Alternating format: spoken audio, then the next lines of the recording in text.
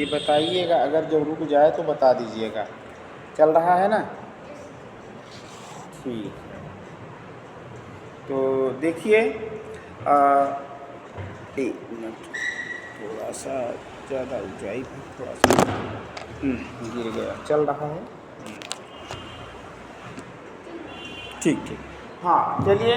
Now today I will start form of education, यानी कि शिक्षा के रूप क्या क्या हैं। जो पिछले लेक्चर्स हमने लिए हैं उस लेक्चर्स को आप जो है चैनल पर देख सकते हैं, और लेकिन आज का जो है हम यहीं से स्टार्ट करते हैं, form and function of education.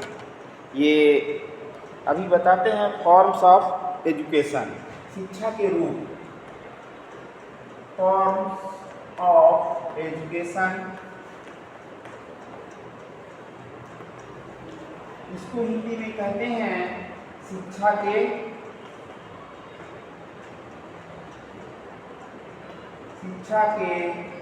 रूप। ये फॉर्म है।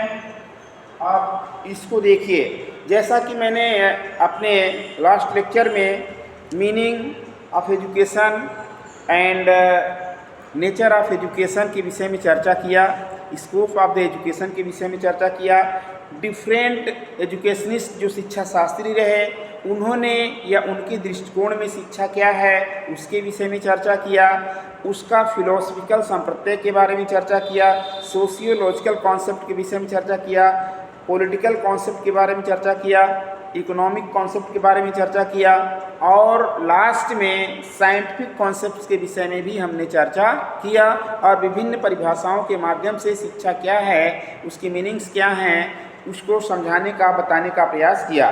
तो आज हम चर्चा करेंगे शिक्षा के रूप और कार्य। अब देखिए, शिक्षा के रूप आप जानते हैं, शिक्षा के एक से अधिक रूप हैं, यानी कि 3 रूप हैं। There are 3 forms of the education. Education के, शिक्षा के 3 रूप हैं। उन तीनों रूपों में क्रमशः हम आगे बढ़ेंगे। सबसे पहले अगर हम इसको एक स्टेटमेंट के रूप में कहें तो औपचारिक शिक्षा होती है, पहला फॉर्म है, दूसरा अनौपचारिक है, तीसरा निरौपचारिक है। Formal, non formal, informal. Formal मतलब औपचारिक शिक्षा।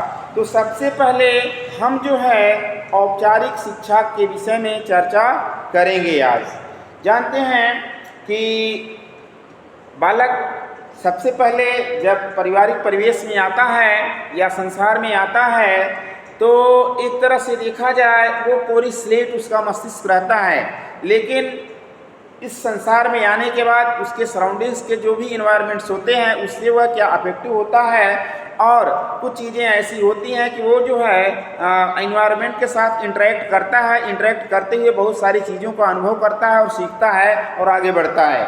और इसी के साथ साथ जब वो पारिवारिक परिवेश में रहता है तो अपने परिवार के मेंबर्स के साथ या अपने आसपास के साथ जो भी चीज़ों को वो देखता है उसी का अनुकरण करने का प्रयास करता है। ठीक है, तो आइए देखते हैं। लेकिन बालक के औपचारिक शिक्षा प्रारंभ होती है जब बालक जो है लगभग 6 वर्ष का हो जाता है। ठीक है, हालांकि न्यू एजुकेशन पॉलिसी के अकॉर्डिंग जो है बालक 3 वर्ष का होगा तभी से उसकी औपचारिक शिक्षा प्रारंभ हो जाएगी।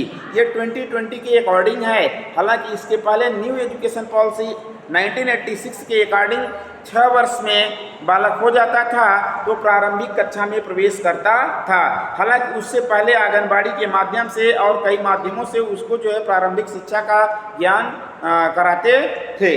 तो आइए देखते हैं औपचारिक शिक्षा ये क्या है। Formal education. अब शिक्षा के रूप में 3 रूप होते हैं। सबसे पहला है अनौपचारिक शिक्षा। ये अनौपचारिक शिक्षा, ठीक है, अनौपचारिक शिक्षा। दूसरा है, जो दूसरा रूप आता है वो आता है औपचारिक शिक्षा। औपचारिक शिक्षा। अब देखिए जो औपचारिक शिक्षा है ये इसके विषय में हम आज चर्चा करेंगे। और तीसरा फॉर्म है निरौपचारिक शिक्षा। निरौपचारिक शिक्षा। अब देखिए ये शिक्षा के 3 रूप हैं, ये है शिक्षा के 3 रूप हैं। There are 3 forms of the education, these are the formal, informal and non formal, ये तीनों रूप हैं। तो सबसे पहला हम जो डिस्कस करने चल रहे हैं वह है आइए सबसे पहले अनौपचारिक शिक्षा कर लेते हैं, क्रमशः चलते हैं। अनौपचारिक शिक्षा, ठीक है, अनौपचारिक शिक्षा। तो अनौपचारिक शिक्षा क्या है? देखिए इन तीनों रूपों में जो अनौपचारिक शिक्षा है ये सबसे व्यापक है, ब्रॉड स्तर पर है, वाइडर स्टेट पर है, ये सबसे ज़्यादा वाइडर है। आइए सबसे पहले हम इसी के बारे में चर्चा करते हैं कि अनौपचारिक शिक्षा किसे कहते हैं। देखिए वह शिक्षा जो जिसकी कोई योजना नहीं बनाई जाती। ये पूरा नोट करेंगे क्या? थोड़ा सुन लीजिए। देखिए मैं जहाँ नोट कराने लायक रहेगा मैं नोट कराऊंगा, ठीक है? थोड़ा सा बेसिक चीज़ों को समझने का प्रयास करिए।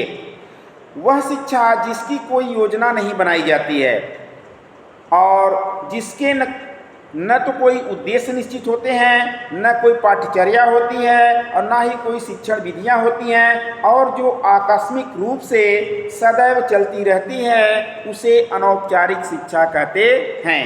जैसे बालक का जब जन्म होता है तो अपने पारिवारिक पृष्ठभूमि से, पारिवारिक परिवेश में रहते हुए या अपने सराउंडिंग्स में, अपने समवाय यानी कि पीर ग्रुप में जो है जो कुछ चीज़ें, चाहे वो प्लेग्राउंड्स पर सीखता है, चाहे फेयर्स मेले में सीखता है, चाहे किसी सामुदायिक समारोह में सीखता है, जो भी ओकेशन से ऑर्गेनाइज किए जाते हैं उसमें जब वो अनौपचारिक वैसे सीखता है तो ऐसे लर्निंग्स को, ऐसी शिक्षा को अनौपचारिक शिक्षा कहते हैं। जैसे जब बालक का जन्म होता है तो सबसे पहले जो है वह अनौपचारिक ढंग से चीज़ों को सीखता है परिवार में रह करके। इसलिए परिवार को अनौपचारिक शिक्षा की सबसे बड़ी एजेंसी या प्राथमिक एजेंसी माना गया है कि जो है परिवार अनौपचारिक शिक्षा का एक जो है माध्यम है, जहाँ पर बच्चा जो है लगभग 4, 5, 6 वर्ष तक जो है परिवार के मध्य रह करके बड़े और लोगों को देख करके, लोगों के कार्यों को देख करके, चीज़ों को देख करके समझता है, काफ़ी कुछ सीख जाता है। तो आइए देखते हैं। देखिए अनौपचारिक शिक्षा को कुछ विद्वान औपचारिकेतर शिक्षा भी कहते हैं। औपचारिकेतर यानी औपचारिक की शिक्षा के इतर जो शिक्षा है उसको औपचारिकेतर शिक्षा कहते हैं। मनुष्य जन्म के बाद जिन व्यक्तियों के संपर्क में आता है, जब बच्चे का जन्म होता है तो किन किन व्यक्तियों के वो संपर्क में आता है? सबसे पहले तो संपर्क में आता है माँ के, है कि नहीं? तो जिन व्यक्तियों के संपर्क में आता है उन्हीं का वो क्या करता है? इमिटेशंस करता है। When the baby borns to contact of the persons they will be imitated to their habitats and behaviours. ठीक है, उनके व्यवहार का वो पालन करता है, उनके व्यवहार का वो अनुसरण करता है, देखता है, इमिटेशन करता है, और उनकी बोलचाल की भाषा किस प्रकार के वे बोलते हैं। जैसे हमारे यहाँ जब बच्चा जन्म लेता है तो मार्टियल लैंग्वेज क्या है? हिंदी है, हिंदी में बोलता है। लेकिन यही बच्चा अगर ब्रिटेन में होता है, अमेरिका में होता है तो उनका मार्टियल लैंग्वेज क्या है? उसकी माँ उसको इंग्लिश में पुकारती है, जो कुछ भी बोलती है इंग्लिश में बोलती है, तो बच्चा उसी चीज़ को इमिटेट करके आगे बढ़ करके उसका जो माध्यम हो जाता है यानी कि मार्टियल लैंग्वेज वो इंग्लिश हो जाता है। बट आवर नॉर्थ इंडिया में, उत्तर प्रदेश में, यूपी में, इस एरिया में क्या होता है कि बच्चा जब जन्म लेता है तो उसके पारिवारिक पृष्ठभूमि की जो लैंग्वेज है उसी लैंग्वेज को इमिटेट करके वो सीखता है। जैसे अब वेस्टर्न यूपी वालों का कुछ टोन अलग होता है, मिडिल यूपी का अलग होता है और ईस्ट यूपी का एकदम अलग हो जाता है। जैसे ईस्ट यूपी में जाएंगे तो भोजपुरी बोलते हैं, गेल लहनी, जातबानी, का करतनी, रुआ का करत बाणी, है ना। लेकिन अपने यहाँ ये सब चीज़ें हम लोगों को बड़ा उपहास सा लगता है कि नहीं?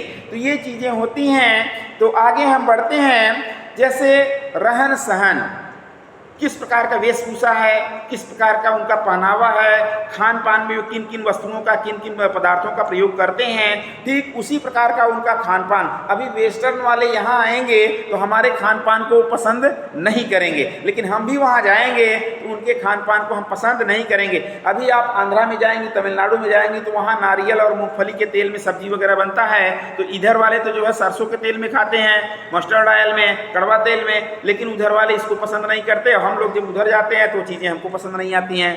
तो ये चीज़ें हैं। आगे हम बढ़ते हैं, अनेक बातें सीखता है। फिर इस प्रकार सीखे हुए कार्यों में कुछ कार्य ऐसे होते हैं जो समाज उसे सिखाता है, सोसाइटी उसे सिखाता है। जिस प्रकार का समाज होता है, जिस प्रकार के सामाजिक परिवेश में बालक रहता है, उन्हीं चीज़ों को वो सीखता है। जैसे जो ट्राइबल सोसाइटी होती है, जनजाति लोगों का जो पहाड़ी लोग होते हैं, तो उनका कल्चर, खान पान, सारी चीज़ों को आप फेसबुक पर या मीडिया पर देखते होंगे, कुछ अलग सा रहता है ना। पहनावा भी अलग सा रहता है, बोली भाषा भी अलग सा रहता है, लैंग्वेज भी अलग सा रहता है।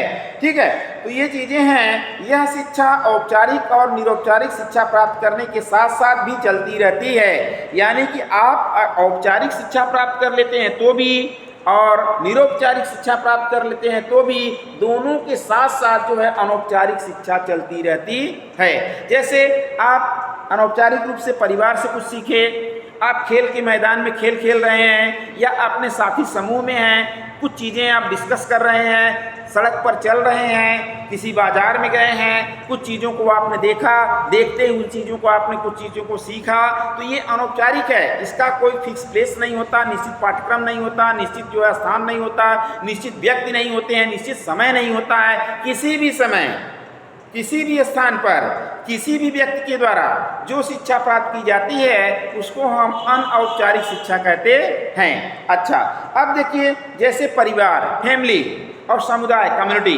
फैमिली एंड कम्युनिटी में रहकर हम जो कुछ भी सीखते हैं उससे या उसमें से वह सब जो समाज हमें सिखाता है अनौपचारिक शिक्षा में आता है। समाज, जैसे आप जिस परिवेश में रहती हैं, अपने समाज के मेले को, त्यौहार को, एक तरह से कल्चर को, है ना, कस्टम को, ट्रेडिशंस को, सारी चीज़ों को उसी रूप में अपनाते हैं। जो पहनावा होता है, जैसे सांग हो गया, जो सांग आपके कम्युनिटी वाले जिस चीज़ को अच्छा मानते होंगे, गाते होंगे, जैसे कुछ विशेष ओकेशंस पर या सेलिब्रेशंस पर आप जो है त्योहारों पर, फेस्टिवल पर गाते हैं, तो सबके अपने अपने अलग अलग होते हैं। अब देखिए क्या होता है कि अनौपचारिक शिक्षा की कोटि में ये सभी चीज़ आती है। अब थोड़ा सा जो है नोट कीजिए, प्लीज़ नोट डाउन।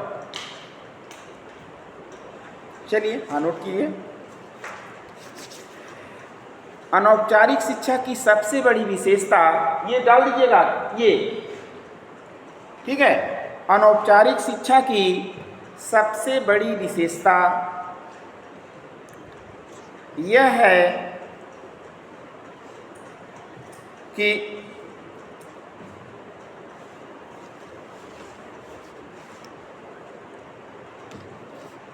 यह मनुष्य के जीवन भर चलती है, मनुष्य के जीवन भर चलती है, और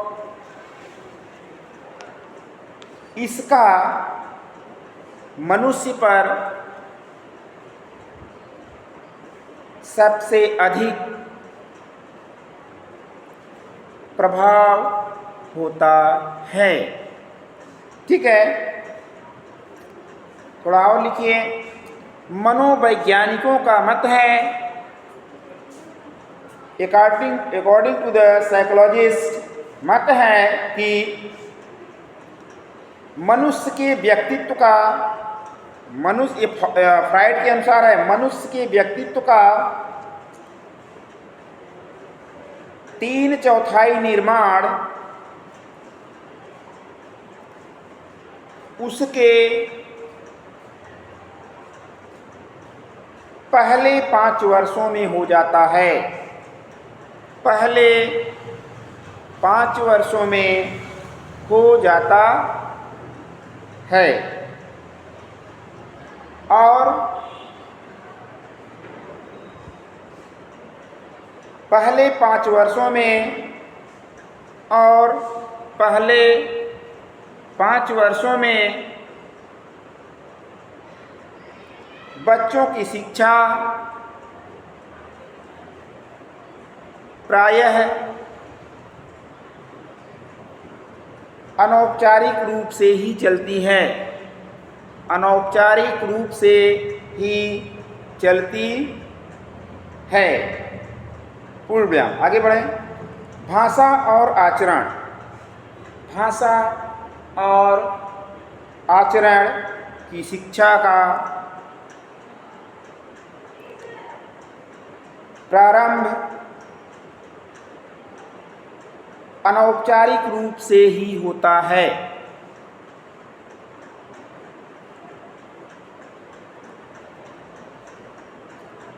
सभ्यता और संस्कृति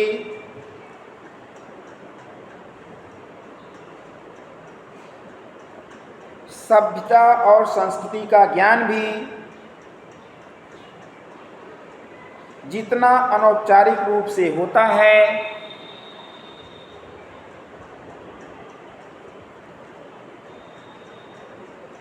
उतना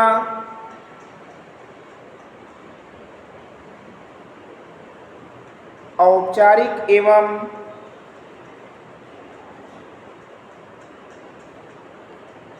निरौपचारिक रूप से नहीं होता है।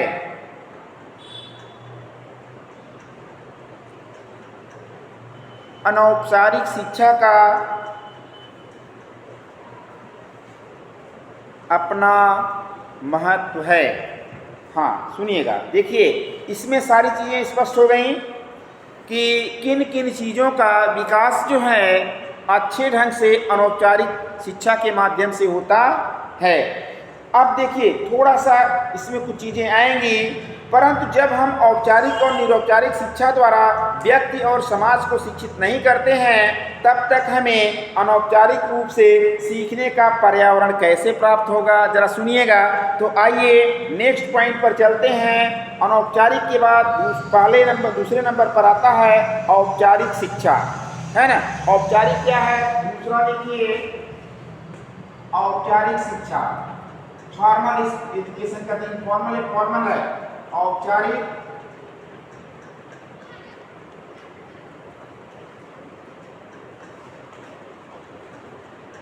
शिक्षा।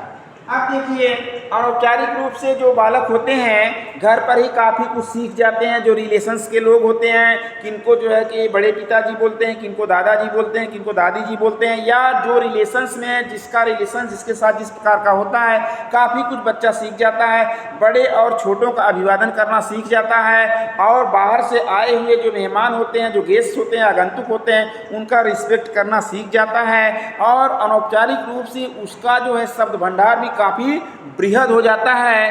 काफ़ी खेल के बारे में, अपने खेल समूह के बारे में, साथियों के बारे में, अपनत्व के बारे में काफ़ी कुछ वो सीख चुका होता है। उसके बाद उसका प्रवेश जो है एक निश्चित स्थान पर, एक निश्चित संस्था में कराया जाता है। जो शिक्षा किसी निश्चित संस्था के द्वारा, थोड़ा सा सुनिएगा तब लिखवाएंगे, जो शिक्षा किसी निश्चित संस्था के द्वारा, किसी निश्चित स्थान पर स्थापित संस्था में, किसी निश्चित पाठ्यक्रम को, किसी निश्चित अध्यापक के द्वारा निश्चित विषयों को निश्चित समय में, निश्चित ड्यूरेशन में संपादित होती है और निश्चित समय तक चलती है, उसके बाद द एंड हो जाती है।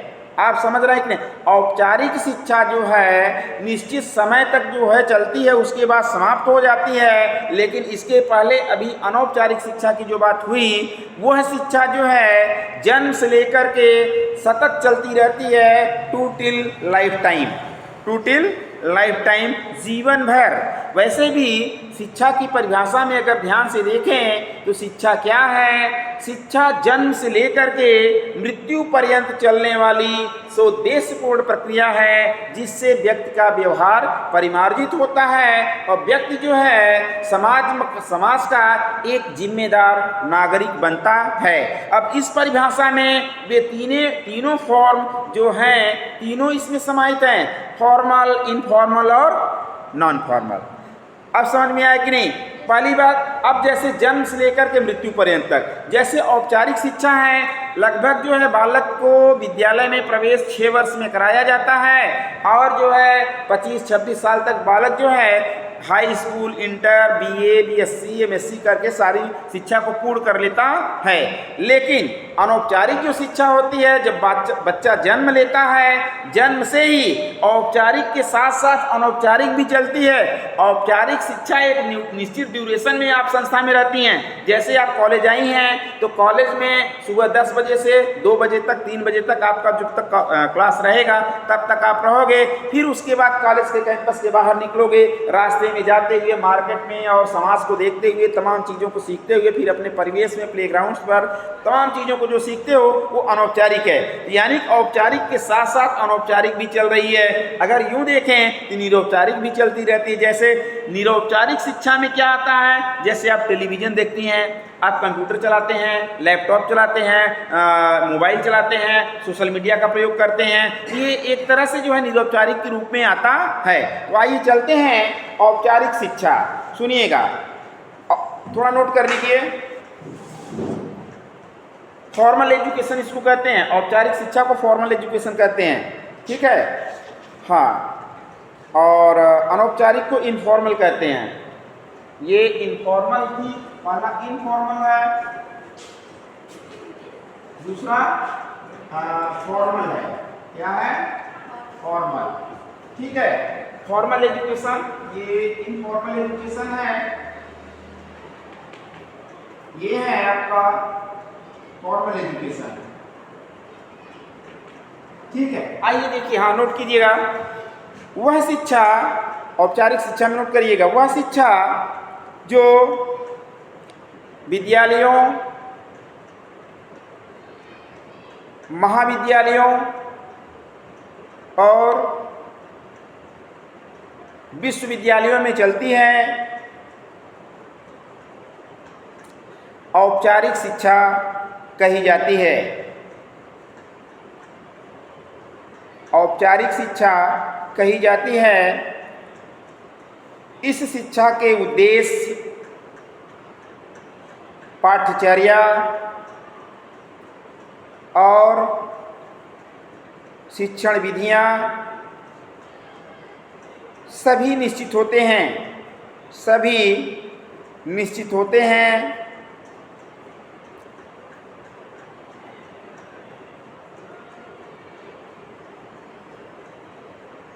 यह योजनाबद्ध होती है और इसकी योजना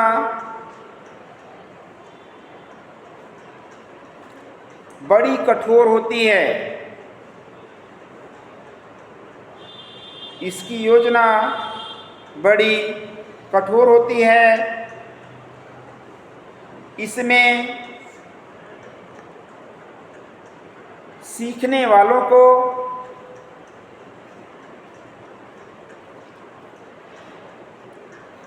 विद्यालय, महाविद्यालय अथवा विश्वविद्यालय की